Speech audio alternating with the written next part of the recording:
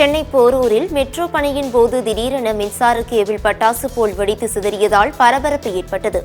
வளசரவாக்கம் ஆட்காடு சாலை லட்சுமிபுரம் பேருந்து நிலையம் அருகே மெட்ரோ பணியின் போது வெல்டிங் செய்யக்கூடிய மின்சார கேபிளில் தீ விபத்து ஏற்பட்டுள்ளது. இதில் அதிக அளவு கரும்புகை வெளியேறியதால் அவ்வழியாக சென்ற வாகன ஓட்டிகளுக்கு மூச்சு திணறல் ஏற்பட்டது. மேலும் போதிய பாதுகாப்பு உபகரணங்கள் இன்றி ஊழியர்கள் பணியில் அமர்த்தப்படுவதாக புகார் எழுந்துள்ளது. இந்நிலையில் மெட்ரோ நிர்வாக அதிகாரிகள் முறையான நடவடிக்கை எடுக்க வேண்டும் என்ற கோரிக்கை எழுந்துள்ளது.